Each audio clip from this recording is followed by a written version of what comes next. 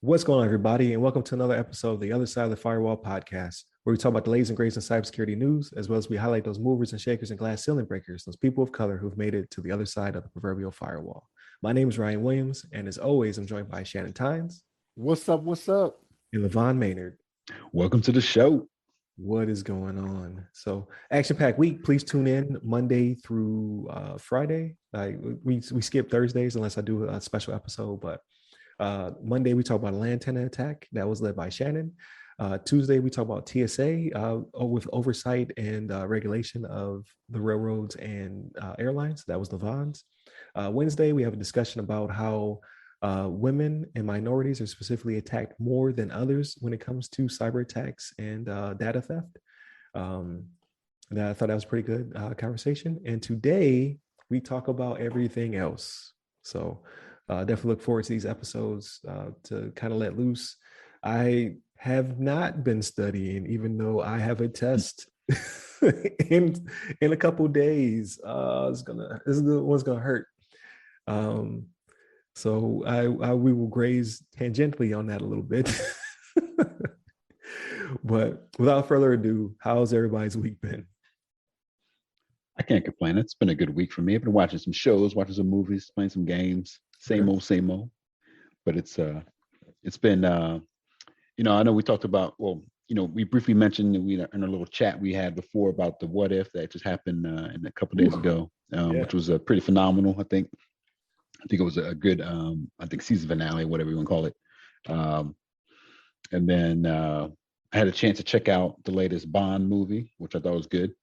That was really good. And then what else did I check out? I've been interested to hear how you thought, what you've been thinking of Squid Game. I know you started watching Squid Game. Squid Game. I know Shannon is an anti-Squid Game currently. He's like, I don't even want to mess with that right now. It just don't interest me, man. Like, how dare you? How dare you? Everybody's talking about it. You're gonna be out the loop. I know. I feel like such a weirdo. Look, this is how I felt like this when everybody kept watching Game of Thrones. Like after season 3, I was just kind of like, all right, I'm done with it.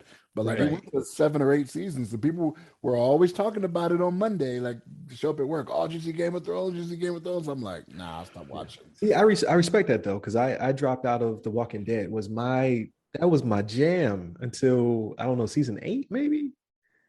And then I was like it was I don't want to give anything away I don't know, they're on like season 11 now, so you should have seen it if you care. They killed off another character and I was just like, you know what, I'm out. Right. I'm out of here. So I respect it. But yeah, you should still watch Squid Game though. Yeah. I'm one of the suckers that still watch Walking Dead, even though it's not any good anymore. I feel like I gotta watch it to the conclusion.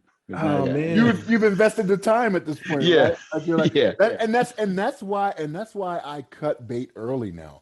Like I don't want to get too invested to where I'm like I feel obligated to watch stuff now because I'm like, man, I put so much time in. You know what I mean? Right. Like, so like I didn't know. So like when I watched those 3 seasons of Game of Thrones, one of the guys I worked with at the time, he won them in a raffle. Like he won a DVD box set from work, as a matter of fact. Okay. He won a DVD box set, and I watched the first 3 seasons, and season 4, I think, was near the end of it airing or something like that. So like it was on HBO, but I had not watched it. But after I watched season 3, because somebody on this podcast was like, "Oh, you got to watch up until the Red Wedding." I did that, and I was like, I'm not shocked. Like they've been doing this the previous 2 seasons and all the way through this one. Like everybody can get it in Game of Thrones. I get it. Everybody can get got. Right. You know what I mean? So like for me, it was just kind of like, I don't know. It didn't interest me anymore. I know my wife wanted to watch it after that. She wanted to keep watching it because she was interested, but I was like, okay, and then I never brought it up again, and I never had to watch it again. So Gotcha. It's all good. It's all good. Yeah, very disappointed finale. So yeah. It was crazy though, because it didn't get bad, it just ended bad. Like it was ramping up. You were like, oh man, it's about to be I was gonna say, yeah. Like that last season where they were making like hour-long episodes. I was like, man, they getting somewhere. And then it was just like, yeah, we're done. You're like, yo, how Yeah. did you not finish this? But I mean, the books aren't finished, so they just had to do what they could, I guess. HBO was good for that, man. They did the same thing with Sopranos, right? Like I never Sopranos, made it to the end. I never made it to the end. fade to black. Me either. Me either. Like it got to the point where I was just like, all right, Tony's not knocking anybody off anymore. Like we're doing, you know what I mean? That's what so it's like, but like the ending, the finale of Sopranos, they just did a fade to black. That was it. You're left to assume, whatever may have happened. And I'm not giving anything away, right? Because this was I have no clue. I'll probably never pick it up. 13 years ago. But like he's sitting in a restaurant and he's looking at his family come to meet him, right? And it's weird because so what people theorize is that he got assassinated, which is why it just fades to black, because somebody shot him and he just didn't see anything else. But he's sitting in a restaurant and he's watching his family come through the door. But he had noticed earlier his waiter, like, you ever watch was it Goodfellas, where it's talking about if someone has good shoes, you look at their shoes to tell whether or not they're like a hitman or whatever, because a hitman. So the waiter had like good shoes on and he noticed it, right? And he didn't pay any attention to it. And so he's looking out this window and apparently you can see somebody walk up on him and then just fade to black. That's it. Like that was it. And people were just like, what is that? That was the series finale. What is that? Like, what is going on here? But yeah, I was like, okay, well, I'm glad I didn't invest any more time in that. You know what I mean? That's one of those easy cases in my head. Like I'm not a writer, right? But you just pull back after the fade to black. You just pull back and you just show the smoking hole. Exactly. As he's laying on the table, right? Like that's and you're like, oh, okay.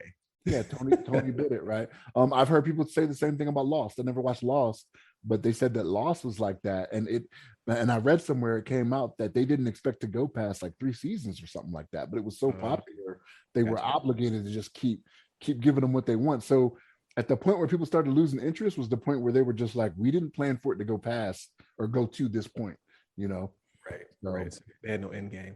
So HBO is good for that though. Like HBO will just murder a show. Yeah. Like they killed, like you hated it, but Boardwalk Empire. Oh, okay, yeah. Well, yeah. So Boardwalk Empire, I'm on the last season. I just cannot get. It's been 8 years or something like that. Yeah. I just couldn't get past the last season. Or yeah, I just have to watch it. I don't know why I have not, but now that Michael K. Williams passed away, I feel obligated to go back and watch it. So. Because he was such a great actor. But again, Lovecraft Country, right? So he was in that as well. Like I thought he did a really good job. But the writer was like, I got some more material, but she wrapped up the first season so good. HBO was just like, man, we're good. You're like, this was the most popular show you had at the time. Probably not ever, but at the time, it was like the show. It was killing Netflix. It was killing Amazon. It was just like, man, we're good. Lovecraft Country, really? Yeah. Yeah, it was killing them in the ratings. It was killing them. But HBO was just like, yeah, you wrapped it up. And she was like, I got more stuff. Maybe I should have. Good job. Maybe I should have got past that first episode then. See, this is so for everybody listening in, Lovecraft Country is one of those that made me doubt Ryan's opinions when it came to it's wild. It's wild. It is wild. Like it is wild. Maybe it's just too wild for me. You know what I mean? Like I can suspend disbelief. I can believe that we will be in spaceships in Stardate 2353. Like I can get that one. I can believe the God of Thunder has a hammer that comes back to him. You know what I mean? Like I can take that. But that was just like nah, not for me. Yeah. I mean, it's a weird it's a weird combination of real horror, like this is real life, what people are going through. And then you throw horror in there as well. So I can see that kind of, you know what I mean? Like that could kind of throw you off. And then it has magic and Afro punk and you know what I mean? Like it's doing a bunch of stuff, but for whatever reason, I thought it was a perfect blend of all of it. But yeah, there's some episodes that are horror for real life, like real life events happen. And you're just like, oh. And then they, you know what I mean? Like, how do you combine it? I thought she did a good job. She combined that with other, you know what I mean, like supernatural terror as well. But I digress. It's only got one season. So either watch it out there, people, or like that's perfect for me. Like if you only get 1-2 seasons, I'm great with it. But I felt like they could have got a second season out of that. There's Well, plenty left. at this point, the guy that was the main character in there, he's so busy now, he may not even be able to come back. I don't remember his name, but he was in Loki. Yeah, He was in Loki. He was, He's They do allude to it being Kang at the end of Loki. If you haven't watched it by now, okay, whatever, it's spoiled for you. Nah, man, They did. Well, he wasn't about Kang now. Well, he wasn't Kang. He wasn't Kang until he wasn't the Conqueror, right? Yeah, he wasn't Kang the Conqueror, but he was. Yeah. Right, because when it became the multiverse, then it was Kang. He was a variant. Yeah, but he's gonna be tied up for the next decade. Yeah, he's got a lot of stuff going on. So like he's gonna be in Marvel, right? Based off that. He just did the Netflix movie with Idris Elba, which I haven't watched yet either. The Western. He's in that. Oh, is that out? Yeah, it came out. Oh no, I'm doing tonight. Yesterday, I think. Yes. Yeah. With Idris Elba, Regina King. Yeah, Regina King. Got him in it. I'm fairly certain it released. Man, you got me doubting it now. I'm like, I thought I saw. But for all those who don't know about it, I can't remember the title, but Shannon let us know in a second. But it has an ensemble cast of people of color, and Black Westerns, in my opinion, are some of the best Westerns. Like I still, and to this day, Tombstone is still one of the greatest Westerns of all time. I'm not a big Western dude, but like Tombstone is my jam. That was a really good movie. And then there's a couple like Wyatt Earp and stuff like that. But what was it? It was the Magnificent Seven. I really like that one with Denzel.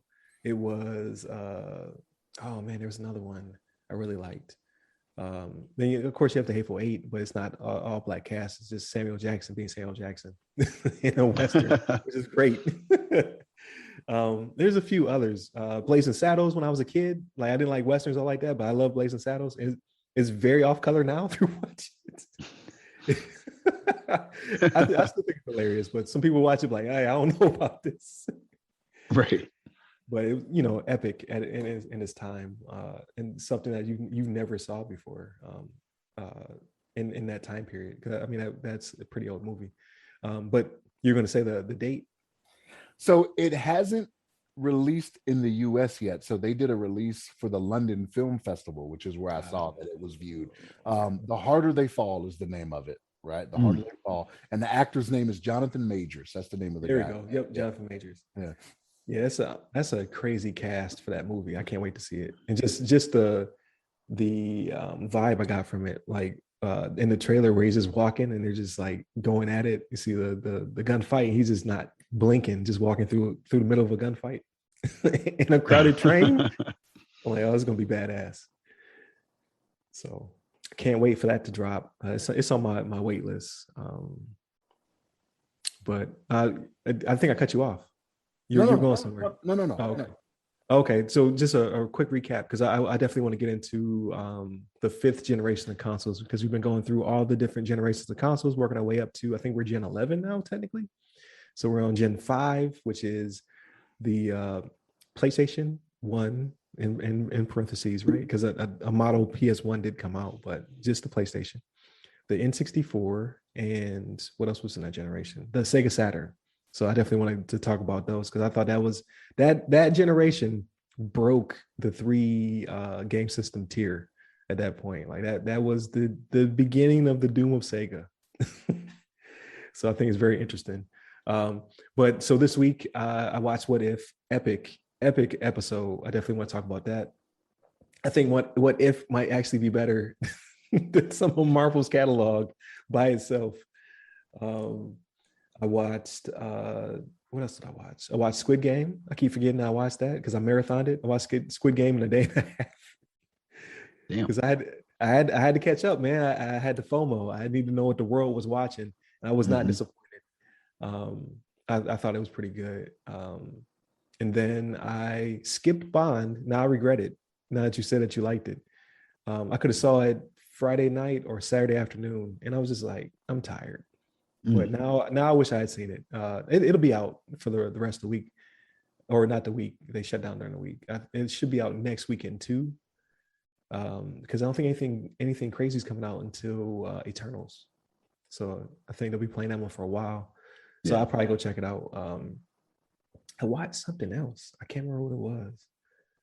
I was looking for something and I found it, and I was just, oh, I watched the rest of Batman Ninja. Oh That yeah, they were that's on right. drugs when they made that. Right, It right. was epic. I was like, this is the most anime thing I've ever seen in my life. Yeah, they Like turned it it on its goes head. Like, it yeah, goes crazy. Like they got freaking giant robots at the end. I'm just like, yo, this is wild. using some like ninja, like Naruto, like freaking Shinigami. I don't know, It you was know. crazy. It was crazy. The monkeys and the bats. I was like, yo, what is happening? Right. Like, What what's is going going on? on?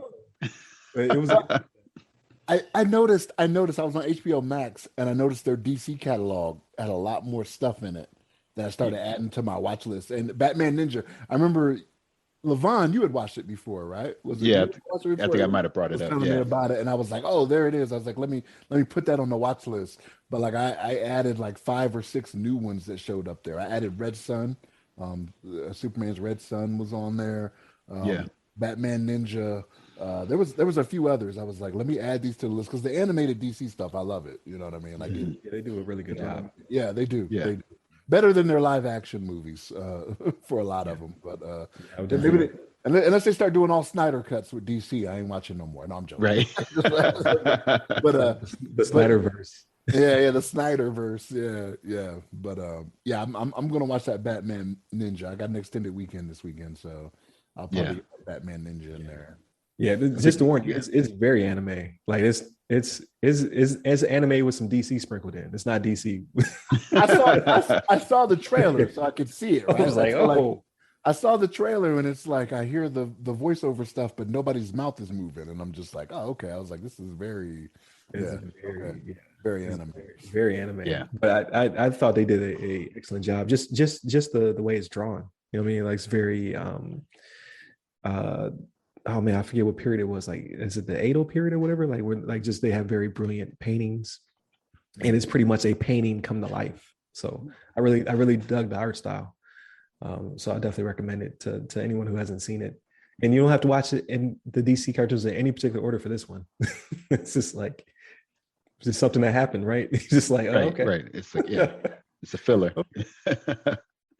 So I thought it was pretty good. But yeah, I watched that last night instead of Bond. But I might actually go see Bond next weekend. I wonder if it's playing tonight. It may be. I don't know. Mhm. I'll check. But aside from that, man, I've been getting my fitness on. I finally started like being serious about my fitness, like not just going to the gym and just picking up whatever weights are available. So, Yeah. my wife put me onto the Peloton app, right? Because she has the tread and she has the bike plus, and she gets down with the fitness. So she made me a guest account, and I'm hooked. So Mm. I've worked out 2 days for the past 2 weeks. Wow. So and loving it because of the variety. Like because I was just doing the same stuff over and over again. You know what I mean? Like chest day was the same, leg day was the same.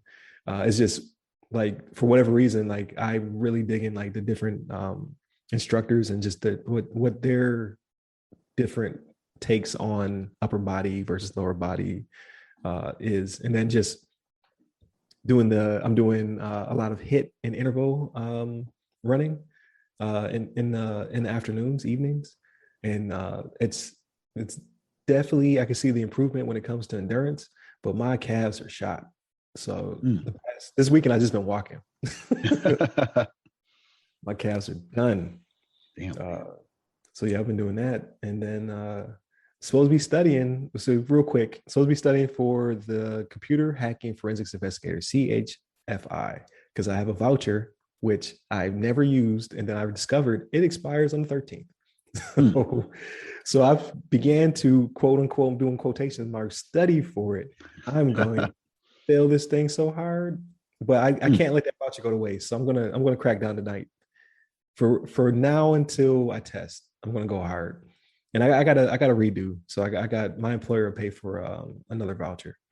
Oh, So nice. I'll take it, get the experience, and I'll take it again. So look, that's where I was with my CISP. So I took it this past week and I did not pass. But I was coming up on the voucher end period to where it was going to expire. So I was like, anyone who watches the show knows I have not been studying, right? Like, we say it every week.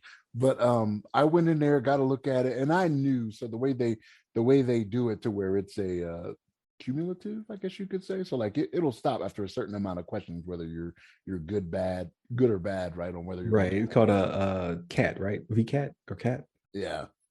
Yeah. Is it? I forget what the term is, but like I knew halfway through, I was like, this is going to stop as soon as possible. Like, I was like, there's no way.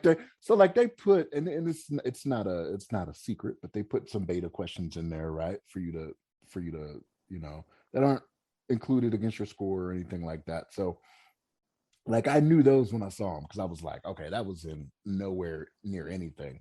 But there was stuff in there that I recognized. And I was like, man, what was that order again? You know what I mean? Like it's just like I did see it, but like what was the order? Was it this? Was it this? You know, but I knew I was like, okay, this is gonna stop at 100 questions. And as soon as I got past 100, like it start the spinning things start coming out. I was like, go ahead and give it to me. Like I did not pass. I know that, but I did start studying, right? Because I do want to actually put the real honest effort into it. And again, right. because a lot of it looks so familiar, I was like, man, I came across that. I came across it 5 months ago. You know what I mean? So like, and that's a valid testing technique, right? Not that you're trying to beat the test. It's just like you don't know what you don't know, especially for such a CISP or a PMP.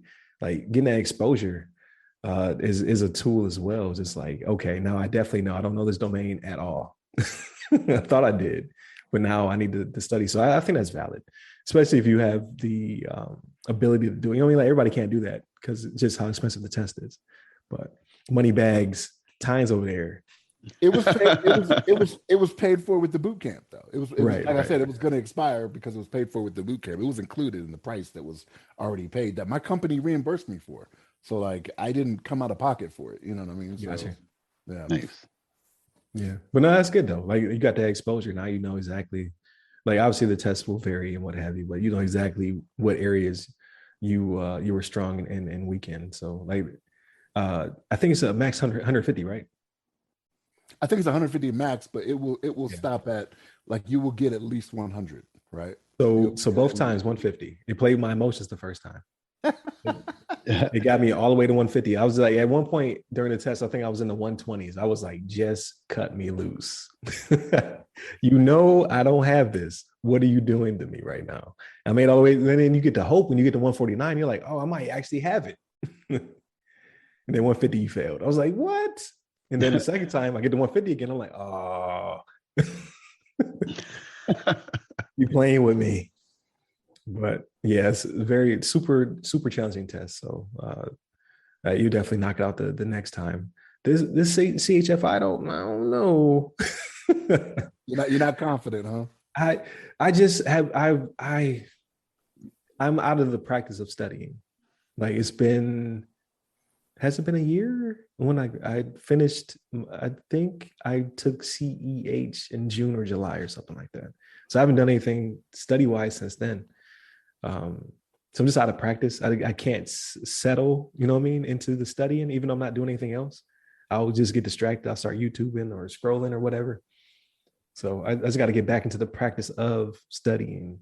Because there's a few tests I want to take before I leave here because I got a whole another year of just meanness, right? So you say you're not doing anything else, but you're working, you're teaching, you're two-a-dang. Like you got a bunch of stuff on your. There's a lot of space. Yeah.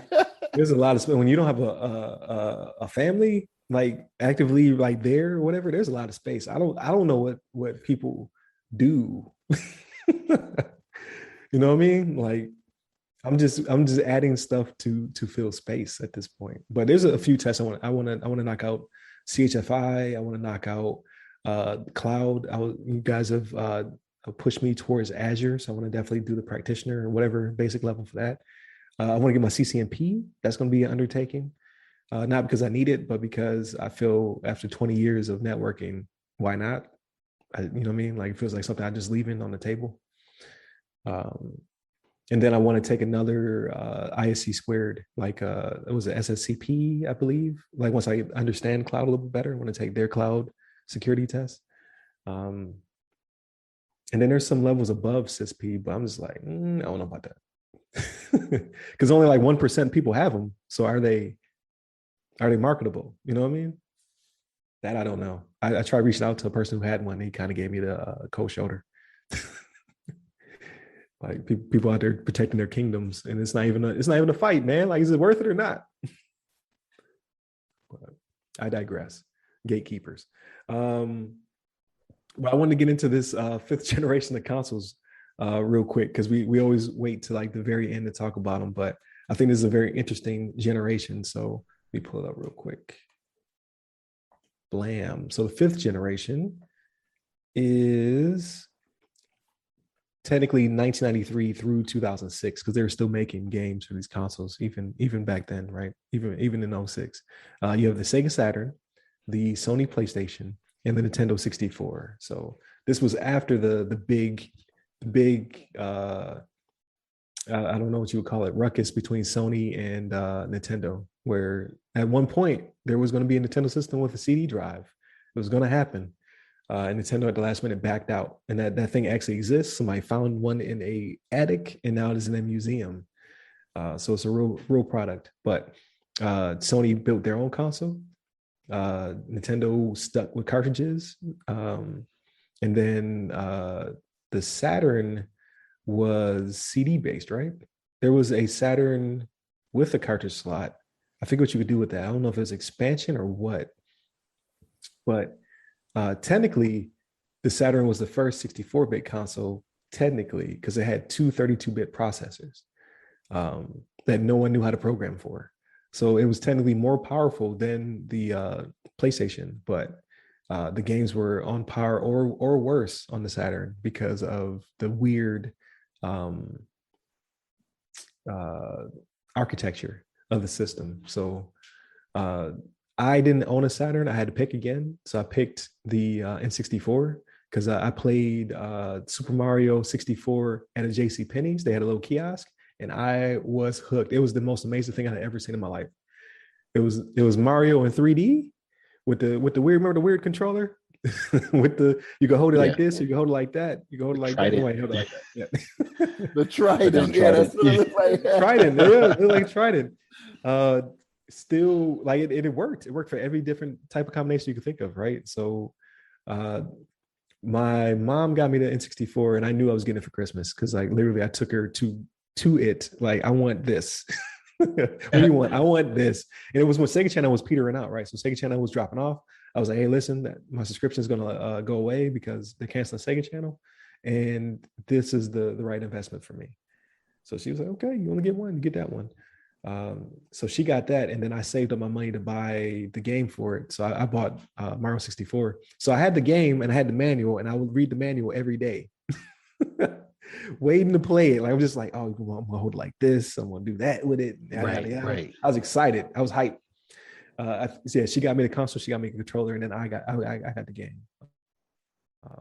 But yeah, amazing game. Still my favorite Mario to this day. It makes me want to open up the 3D All-Star collection I bought. That's supposed to be limited edition. I'm still seeing them. Like, they just got a new shipment at the store. They got me. I should just open it up and play it. That's what I should do. But that was my favorite at the time. And then I played a lot of games on it, but the most important game on that system, in my opinion, was GoldenEye. I put thousands of hours in GoldenEye with me and my friends. That was the jam for the system. But and then I eventually got a PlayStation years later. I want to say 99 or 2000. I finally got a PlayStation, and then my favorite game of all time would be Final Fantasy VII. So I got that. Blew my mind, like the full motion video, which does not hold up well at all nowadays when you look at it, and as well as like the soundtrack was amazing. I played that game at least 10 times, probably back to back. Damn. Yeah, I love that. That was my favorite game of all time. And since I never played an RPG like it, you know what I mean? Like, I played some RPGs on my Sega when I had the Sega channel. Like, I played like Phantasy Star and a few others, or was it Shining Force? Shining Force was an RPG I played, but none of them were to the caliber of Final Fantasy VII. It was mind blowing. And then my other go-to jam was Resident Evil. So Resident Evil 1 and 2, like amazing. Some of my favorite games of all time. Always wanted the Saturn, but I never went back because it was dying when I finally had the disposable income to go get one. Because I wanted Marvel vs. Capcom because it was like the definitive version was on the Saturn at the time, but couldn't afford it. So, but what about you guys in that generation? Yeah, I think I was similar to you. As this is like the generation when I actually started getting the multi-console. It wasn't like dedicated to one console. I think I got I'm trying to remember. I think I got the N64 first, but at whatever point I ended up having both of them. And I remember like I remember going onto the chat rooms and like arguing back and forth between like what's better, N64 or the Sony PlayStation. And I remember being in the chat rooms and talking junk and like no, N64 is better. No, and because at the time, like that was before I got my PlayStation. I used to like try to come up with excuses or reasons why I thought the N64 was better because the cartridges, and I was like, oh yeah, they have 64 bits, man, 64 bits more than whatever how many bits this PlayStation had. But those were the good old days. I remember that's when you were like really fanboying. Nowadays I just buy whatever, we got enough money we could buy more than one console, but right. And it's like no point in like really trying to argue like which one's better, but nonetheless, yeah, it's like you mentioned, I had this Mario 64. That was like the big game that came out. I remember when Star Fox came out for the N64. That was a big deal because that's like the first time I had the Rumble Pack. That's the first like console that I can remember that had like a Rumble Pack, a Rumble feature like in the controller. And it may have been some other like off the wall controller before that, but that's like the major. Like they made a kind of a big impact. And I think that kind of set the stage for future controllers. Like I think eventually Sony came out with their Rumble Pack, like a DualShock 2 or something that had the DualShock. So it's like they actually started incorporating the vibration into the controller and get, obviously developers started incorporating into the games. So that's like a big highlight in that generation. I think that's kind of sparked that trend. I'm trying to think what else. Oh yeah, when the PlayStation, one thing that I thought was cool when I had a PlayStation was I remember just being able to get like demos. Like they'd have like I signed up for some magazine. I think it's either It's probably PSM. Yeah, probably I think it's PSM. Yep. Yeah. They used to have like the demos with every magazine every month. I had a subscription and you'd be able to just like pull out the demos and like start playing some random games, pop them into your console, into the Sony. And I thought that was one big thing that they had over like the Nintendo. But I do remember Nintendo Power, they used to have VHSs that had like previews and stuff for the games that are coming out, like trailers. And I still have them too. And I remember some of them being like really funny, and they were like cheesy, but they were funny at the same time. But they're like, I just remember like one, they were talking about Star Fox, and the guy was like he was hyping up like the controller and the rumble. Like he's like, you can actually feel the game. What? Yeah, man, you can actually feel the game. Check it out. And like hand him the controller and all that kind of stuff. And it was cool. They had these little like, I don't know, these situations. They had like little stories behind them, but it was a good generation. I think that was like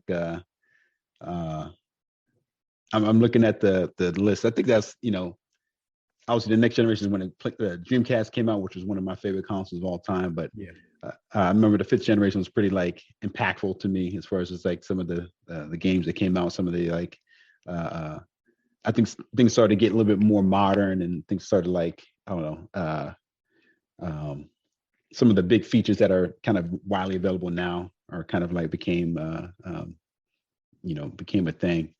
But yeah, I think that was like, that's my I never had the Sega Saturn. I was still like on the Sony. I mean, I was still on from the SNES to the N64 transition. I was like, Sega, you can bite it, Sega. I didn't have anything for you at that time until the Dreamcast came out, which I didn't get the Dreamcast when it first came out, but I got it like later.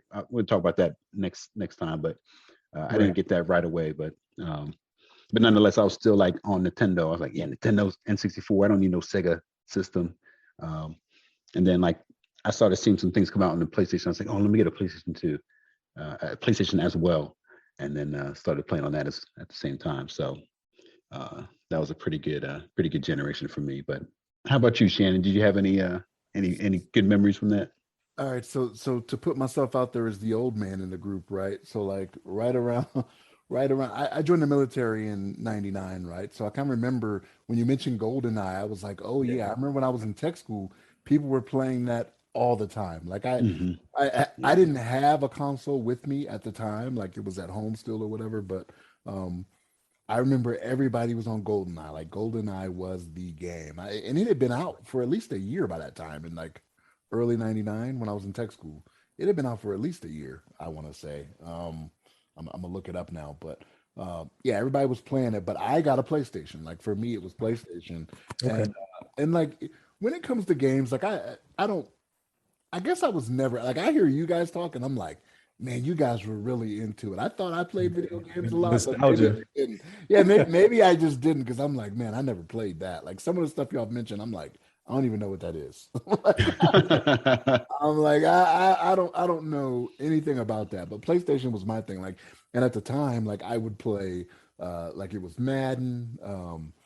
They had a 2K was coming out with the football game around that time. WWE, like wrestling, or I think Oh yeah. it might have still been WWF at the time, as a matter of fact, because I was watching wrestling all the time. You know what I mean? But PlayStation was where I went, and like it wasn't that I was a fanboy or anything like that. It was just that I don't know. That might have been what was available to me at the time and what I played, Right. what I could find. It wasn't like I was like, oh, Nintendo. I wasn't like LeVon over here talking about 64-bit. That's the next new thing. If you ain't on 64-bit, you ain't, Right, exactly.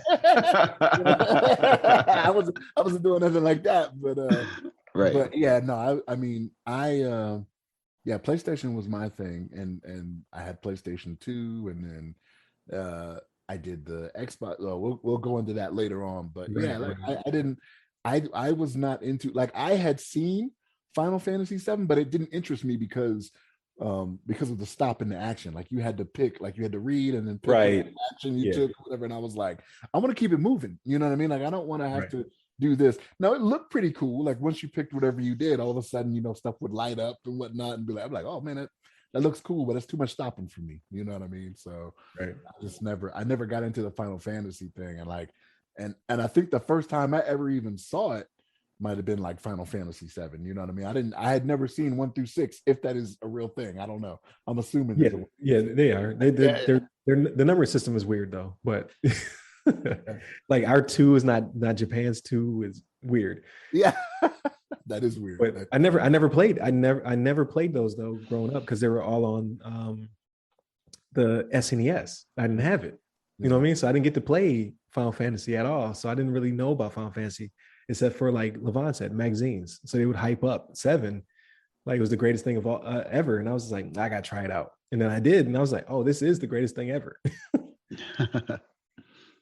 But so did you ever play what's another series? Tenchu? You ever play the stealth assassin game? Oh man, that was my jam for a minute. What about Metal Gear Solid? So Metal Gear Solid I played later. I didn't play the first one on PlayStation. Oh, okay. I played the later versions, right? Like and like I like it, you know what I mean? But I never continued with it, even when I had Sony. Like they got into, I think the last one I got was Snake Eater. I think okay. I think that was the last one I got, but they've had some after that, and I didn't do it anymore, you know what I mean? But I think my interest just changed to where it was, I'm only gonna get so many games, right? And so it was always Madden, it was always 2K for basketball, and that was just kind of it. Like those were, I do those 2 every year and be done with it. You know what I mean? Yeah, and that's a pretty big demographic of people who are like, they cap themselves. They're like, nah, I buy it for this, which is fine. I would say because the whole argument is like, are you a gamer because you play a variety of games, or you're a gamer because you're consistent? I will go over consistency more than variety. Like you got people who don't call themselves gamers, but they have had Madden since the first Madden through now. That's a game where you hardcore. Like, or the same thing with Call of Duty and things like that. People just buy that one game and they will play it for infinity. So I think both are gamers, right? But I arguably would say that's a little bit more hardcore. Like I thought I was hardcore because of variety, but I know people who they will buy a $500 system to play one game. That's hardcore. They're like, I play Madden. Like, you don't play nothing else? Like, no. You could have waited. Like, man, don't change. Like, nah, I need that new defense.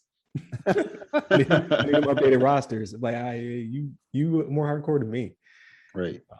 Yeah, no, it's it's like my gaming systems are like my streaming systems now. You know what I mean? Like I use them as my means to watch my Hulu, my Netflix, my Amazon. You know what I mean? Right. So, I mean, I have games and whatnot. Like I got PS5. I still like to this day. My wife got me the PS5 in August, and I still haven't played. I'm looking over here. It's the Resident Evil game. I think it's called The Village or something like that. Oh, and then.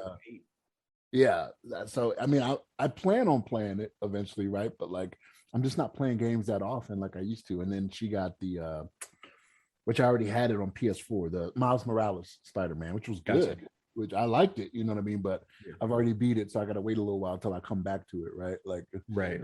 I say that having played God of War on PS5, like, I was gonna say you played God of War though. yeah, it looks amazing. Frames. I'm like, maybe I should give this. They said Miles Morales also looks amazing. I wouldn't know because I'm not like LeVon down there with extravagant televisions. I'm on my 24-inch 720p over here. I was about to make a comment that Shannon's pulling a LeVon by like letting his PlayStation 5 collect dust over there. Is that the flex when you let it collect dust? Like how much dust is on my PlayStation? How much dust? Let me look at this right here. Let me show you guys. I still play some stuff on it. I played Madden today, you know what I mean, for a little bit, but then it was just kind of like I'm probably gonna give up on that Madden. I know I've said it before. I'm saying it again. Like, man, I might be done with them. I don't know. We'll see. We'll see. They're not going to improve. They're not going to improve until they have competition. Like EA has had rights for so long that they are just getting so lazy. Like the programming is terrible. Like defense on there. And I'm not like, even though I've played Madden for years, I like give it a little bit of run and then, just put it down. Right. But like for me, like there's stuff happening, like because I pay attention to sports and I follow football, I'm like, that's not real. You know what I mean? Like defenders will just come off of the man they're guarding for no reason. Like without me pressing any buttons or anything, they'll just like, I'm like, why are you blitzing? Like you ran with them and then you blitzed all of a sudden. Like what is going on here? Like there's 11 men on the field. I can only control one. I need you to do what I picked as your assignment. You know what I mean? Right. It's crazy. So I honestly think they're going to lose the license exclusivity, if I can say that word properly, only because of what just happened with MLB. So MLB The Show was the premier baseball game developed by Sony Studio exclusively on Sony products, right? So Sony has had the MLB license for years upon years, and it's a very well-selling game. MLB was finally like, hey, listen, you will lose the license if you don't allow this game to be played on multiple platforms, because it's revenue, right? So you have the license and whatnot, but we get a percentage of every game sold because it's our license that you are leasing, renting, whatever you want to call it. So this MLB The Show year, because I don't really play it all like that. I've seen it tangentially and whatnot. Sony developed it, put it on the PS5, obviously, but it's also available on Xbox. And to rub salt into the wound, Microsoft put it on Game Pass. Mm-hmm. So it was available to everyone who had Game Pass. Like, does it sell more games that benefit both Sony and MLB? Yes. Does Sony want that to happen? No. You know what I mean? Like, they literally made a game for the Xbox at that point. And everybody was like, nah, it's not going to happen. Like, no, it happened. It's a thing. And Sony did not advertise it very, very heavily because of it. See, I think they're just going to go away from EA being the only ones to do it. I think what's going to happen is the NFL, like the last 2 years, that game has been so poorly rated that there's no way that the NFL, like, even though they're making money, right, they could be doing better if they open it up for competition. Because that's what I agree. Yeah, EA and 2K, but it was two different studios developing it. So like the story you just told, you're saying Sony developed it for someone else. When Madden was in competition with 2K, like 2K was getting to the point where they were like, "We're coming for you." Like they were right. They were selling that like $40. And they were probably a better product, to be honest with you. The presentation was good. The graphics were different from what you had seen. They were. I mean, it's a matter of opinion whether or not they were better. But then all of a sudden, EA was like, this is why EA went exclusive. They're like, we're going to pay you a bunch of money because they are running up our backs right now, making a better product. So we're just gonna take it. And that was like 2000. Like the last time 2K made an NFL licensed game was like 2005. So we're looking at like 15 years now, 16 years now. Mm-hmm. So I think they're talking about making a college game. I think they're talking about NCAA coming from 2K. I would believe an NCAA game coming from 2K. Yeah, I would believe it. And I don't know if you might be able to answer this, Shannon, but I remember 2K. I played a little bit of Madden too, but it's been such a long time. But I remember one thing on 2K that I really enjoyed was like they had like a juke button, or you can make a character like juke left and right, and like as you're like if you're like get a running play or something, or if you get past the ball, you can like actually juke your character like avoid a tackle. And I don't remember like Madden having that same. So Madden has that. So like they have like you can do different moves and whatnot, but it's like you could tell there are years they just get lazy, right? Like they'll hype up something that's just like maybe it just doesn't. I don't care about it, right? So like they have this Madden Ultimate Team stuff that they have on there. Yeah, the hit stick was good though. Like when they implemented the hip stick, that's something that stayed through ever since, right? Like that was a big thing, right? Ray Lewis on the cover of that one. I remember that being a Ravens fan. But yeah, hit stick, baby. But it was one of those things where they just got lazy and they started going into things that just I don't really care about, right? Like I'm gonna do franchise or really franchise is really all I do. I'm not doing Madden Ultimate Team. I'm not paying you money to get any type of credits, to get any type of cards, to do any fantasy draft. Like I play fantasy football, but I don't want to play it on my video game. You know what I mean? It's like I'm not doing that. You know what I mean? I want to play the real team. I want the realism of it. I don't want the arcade feel to it. But they have to appeal to those other audiences, and I think they just went too far that way. You know what I mean? So it's been poorly rated the last 2 years to where I think the NFL is going to come out and be like, all right, you can have it too, but we're also going to give other people we're going to license to other people as well. Right. And so I definitely think that's definitely a thing that will happen. I don't know if it'll happen before 2K starts to do college football, but I believe if they hit it with the right presentation, it will go to show like, no, we need to also allow them to use our license, because it's all about money at the end of the day. Like they have no loyalty to EA, only to the fact that they're the only ones making the game right now and paying them a premium to do it. But if they, like you said, if they give it to multiple studios, that's just more revenue in their pocket. So why not? But I will concede that Ultimate Team makes them billions of dollars though. Like I don't know if it's quite billions. I would assume so, because like for FIFA, it's billions. For Ultimate Team, people are addicted to buying those packs and whatnot. It's akin to gambling, but I think FIFA's more widespread though. So because soccer is a more global game, I think that's why they probably make them billions. They make millions. I bet you they make millions off the Ultimate Team. MUT is what they call it, Madden Ultimate Team, MUT. I'm like, it's MUT, all right. I don't want nothing to do with it. But I shouldn't say that. MUT animals are loved as well. But no, I got a dog that's a mix, so I can't say that. It's I can't wait for them to do it, because it's going to do one of two things. It's going to make EA step their game up, right? Like you guys have been BSing all this time, and you're going to get better, or it is going to spark competition, which always is supposed to make things better, right? You spark that competition, they'll be like, all right, if I want to stay ahead, this is what's going to happen. I honestly don't understand why it's not more. I get it, because they make more money by selling you a $60 now $70 game every year, but just give me roster updates. Like make a really good engine, that you can tweak, like all these other service games, right? Like you have subscription-based games that continuously get better, like your, I don't know, Final Fantasy 14s, your World of Warcraft and whatnot, and they continuously update the graphics and they give you more stuff and they keep expanding. And they charge you monthly, and they also charge you for expansions, which that's why I'm not into those games, because A, I don't play enough, and then B, I don't want to give you no more of my money. But why don't they do that? Like, why is that not a thing that exists for football and basketball? Like, I get it because you can make $60, $70 a pop. But if you charge them subscription, you would make even more money. You know what I mean? All you have to do is just make your graphic updates, tweak the defense, tweak the offense, update the rosters. Now you're charging somebody $10 a month. That's 120 per person.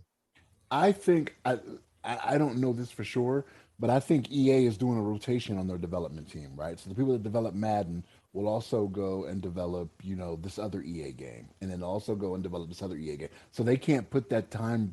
They can't put that time into it year round. See, I thought it was just one studio though. I thought it was just Tiburon out of Florida. I think they're out of Florida. I'm not sure.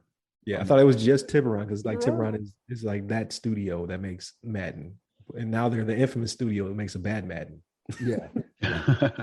You could be right then. You could be right, because like I said, but I haven't paid attention, man. The last time I bought, don't let me lie to you. Last time I bought a Madden game was 07. That was the last time I bought Madden. I was like, I'm good.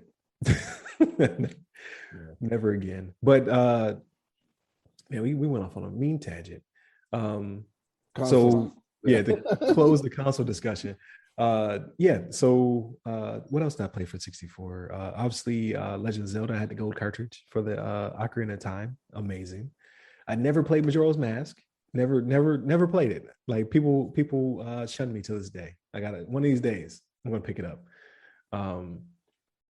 Pilot Wings was on there. I didn't own that one, but that was you're gonna pick it up for a generation of a gaming system 6 generations ago. Is what you're saying right now? No. So I think they dropped it again for the Game Boy, one of the Game Boy varieties, like it was 3DS or whatever. So at some point, Nintendo will bless us with another copy for us to buy, because what they do.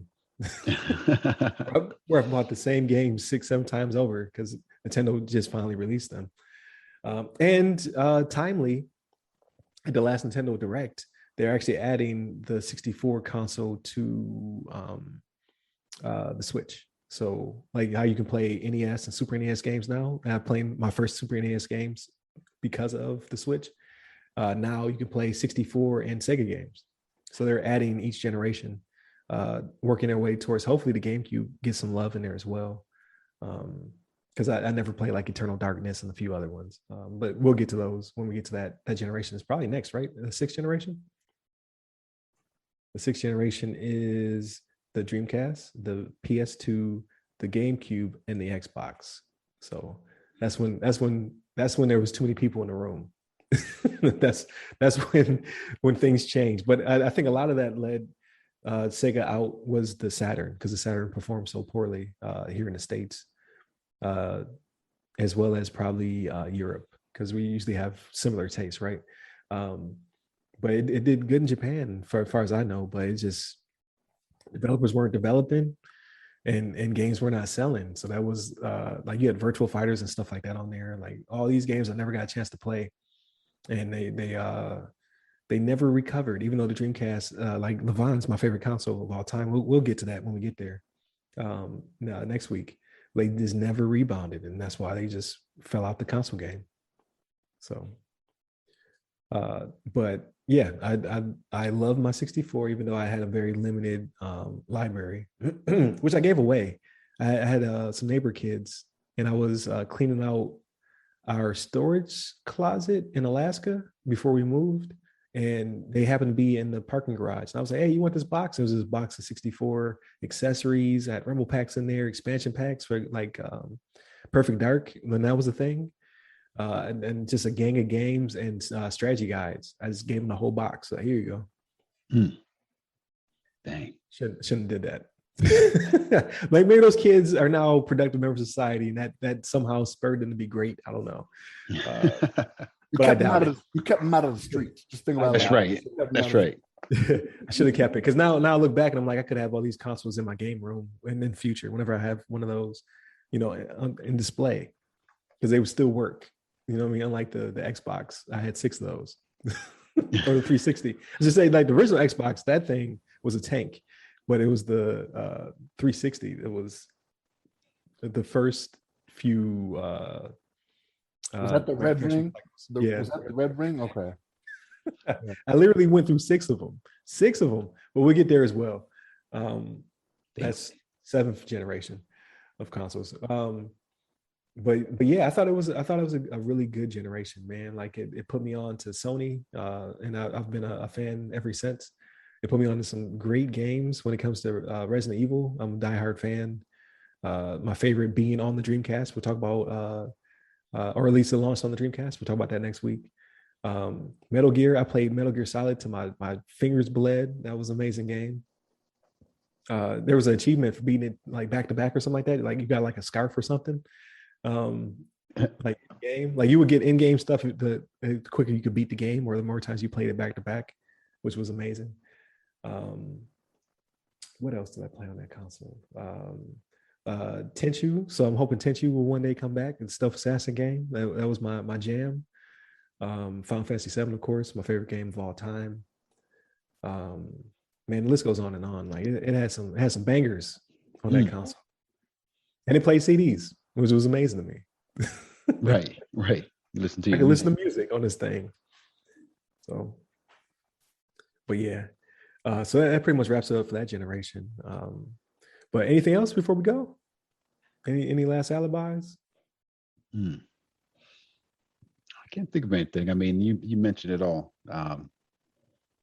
Yeah, and I remember playing Road Rash on PlayStation. Oh, Road Rash. That was a big game for me too.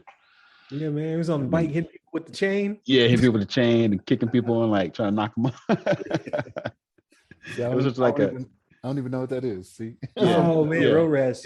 Like that was great. They were talking about bringing it back, and it didn't come. Wait a minute. Is that the one that had like the ice cream truck? You could. That's Twisted Metal. So Twisted Metal was a PS1 game though. Yes. Okay. Yeah, that's another big one. There was somebody I knew that had that one that I thought was kind of cool. Like you could pick different vehicles and.